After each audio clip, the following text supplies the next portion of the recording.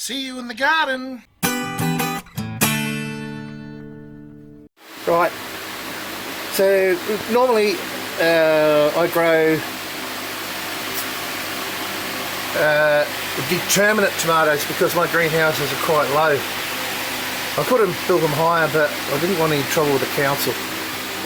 But anyway, so as you can see, I normally, out of these tomatoes that I grow, the determinate kind, I get the first flowering and then the second flowering. I don't know, there are tomatoes on that second flowering there, but I don't get the most light in here. And as you can see, these ones are quite leggy, and they've been pruned, of course. So there's two lots in there, one down there, one there, but not a great yield. The earlier crops were much better, and just coming down here, just showing you the size. Had a bit of a bug problem with that one there, but that's starting to ripen. So that's the tomatoes in this. Jesus, wish this camera would play. Yeah, so this is greenhouse 2, I think. I can never remember which one's which, but anyway. So let's go and have a look at the other greenhouse and see what they look like. Alright, so the yield is not as good as the previous yields.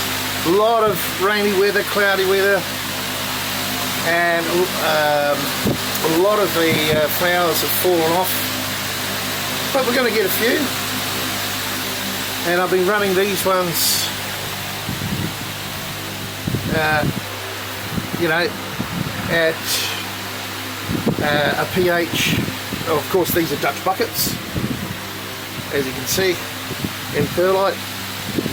Running these at a pH of 5.8 to 6.2, and I've bumped up the EC on these to around 3. I'm not totally fastidious about how I do this. They're only for home use, and I give them away, you know, friends and family, bark a little bit with them. But it's nice to have tomatoes at this time of year, fresh tomatoes for Easter, you know, that sort of thing. Sort of eats going very nicely. And it's about time now that they're just ripening. As soon as the majority are ripe, which is going to be soon, I will lower the EC again because I've got cabbages all through here. And I don't know if they're going to like the high EC of around 3. But they're kicking on. I've used a bit of dipel on these. Picked, look, there's a bug right there. They're insidious, these buggers. But this is the time when you really got to get them, get the caterpillars on the cabbages, because otherwise they'll just decimate the whole damn thing. And the outside leaves don't really matter that much, it's the inner part here that you need to protect. Anyway, we should go okay with those. Now let's go and show you the ones, the tomatoes outside. Right, these are the ones I have outside. They're doing pretty well as well. Now, these are just set and forget, really. They're in pretty much cocoa perlite 60-40, and they're a bit low, and I just topped them up with cocoa peat. And you can see, oh goodness,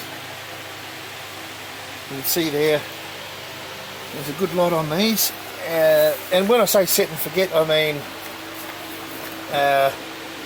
an EC of 2.4 and a pH of 6. And let me show you the drum.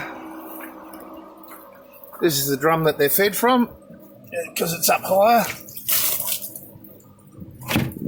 And that's all I do. I just, every time the drum runs out, I have some, you know, probably a week's leeway in normal weather, where these tomatoes don't need anything because they just feed from the bucket.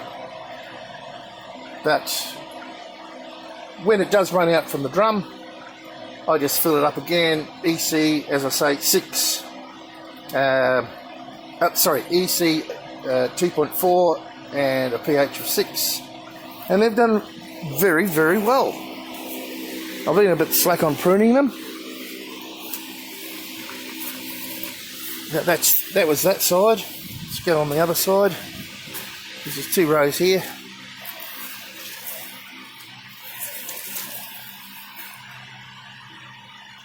So, you know, nice tomatoes. Now, these are outside, so they're susceptible to the pests a lot more. I've never really sprayed these with copper or dipel or anything. But, you know, that's the last of the tomatoes for this year. And they will ripen. Well, I'm very confident they're starting to pale up now. It won't be long. I think that one's going to ripen shortly. Right there.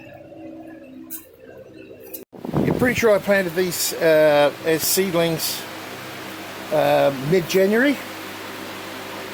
So, you know, you can get away with it in my climate.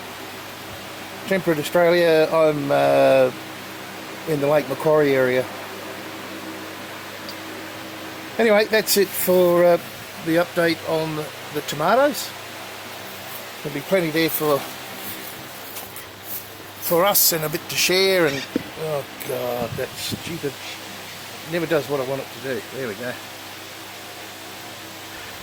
Plenty of strawberries here. Yeah, just trying to pull all of those out and put them up again. I've got to get them out of these NFT and get them into, well, some cocoa, I believe. I think they'll do a lot better and they'll last a lot longer. A lot of work to strawberries. You've got to keep splitting them in NFT, nutrient film technique. But anyway, that's life. You want strawberries? That's what you've got to do. Alright, I'll see you in the garden.